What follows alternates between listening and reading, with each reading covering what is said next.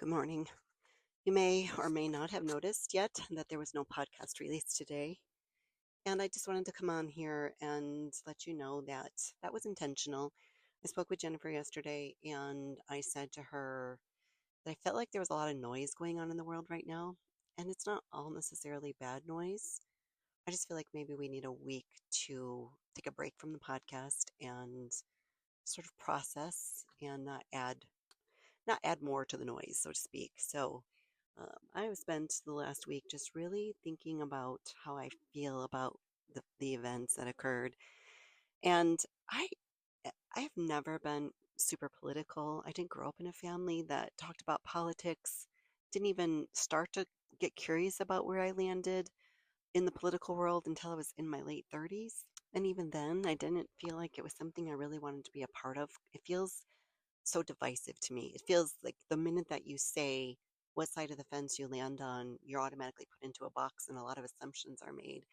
And I really don't like that. I don't feel comfortable with that. It makes me angry sometimes. And I really didn't want to make that a part of my everyday narrative, my vocabulary, my language. I didn't want that to be in my head all the time. So I stayed clear of it for a long time.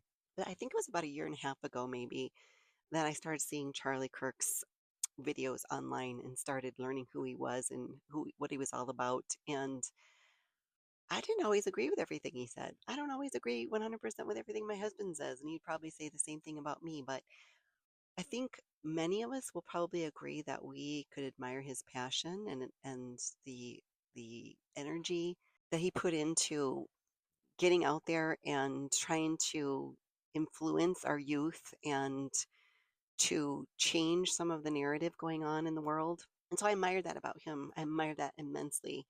And so I was just kind of hooked on watching him and listening to what he had to say every time I would see one of his videos as I was scrolling through social media. So yeah, his death it really caused me to take a step back and really start to question some things.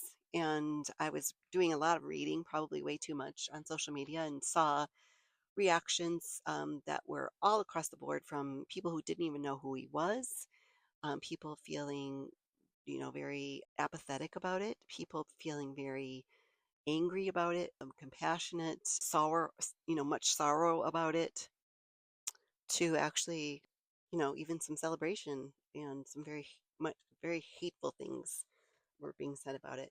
But I came across one guy who said something that resonated so much with me. I just wanted to take a minute and share that with you today. And it's a man named Chad Pratt, who I don't know, but I really did resonate a lot with his message. So I'm going to share that with you. It's a little bit long. I'm going to read it. I hope you'll join us next week for the podcast. Hopefully, we'll be back on track by next week. But no matter where you land on the side of the fence in this whole situation, I hope you will stand in agreement with me that my heartfelt condolences go out to Erica, the wife, and their two children, because I am a wife and a mom, and I cannot imagine the heartache she must be feeling. So I send my condolences to her kids, and the family. Okay. The reason you feel Charlie's death so deeply is because grief doesn't measure itself by proximity.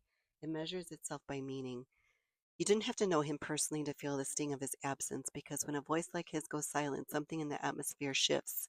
The reason it feels heavier than so many other tragedies is because your spirit recognizes that this is not just about a man, it's about a battle. Scripture says eternity is written on our hearts, and when someone who carried truth with boldness is suddenly gone, eternity aches within us. It's like our souls know instinctively that the darkness celebrated, and that strikes us at the core. The reason you can't shake it is because psychologically, we don't only attach ourselves to people, we attach ourselves to symbols. And Charlie became a symbol of conviction in a time of compromise, courage in a time of fear. And when a symbol is struck down, it rattles something primal and internal inside of us. That's why even those who never met him feel it. There's a strange thread pulling at us, and it's not imagined, it is real. We are bound together by shared purpose, by shared longing for the truth, by the Spirit of God Himself weaving us into a fabric that cannot be torn apart. This loss pulled at that fabric, and every one of us felt the tug. So if you've wondered why this hits so hard, because your soul knows this is bigger than news, this is bigger than politics. This is about eternity, about truth, and about the weight of a man whose life carried both. Again, that was Chad Pratt.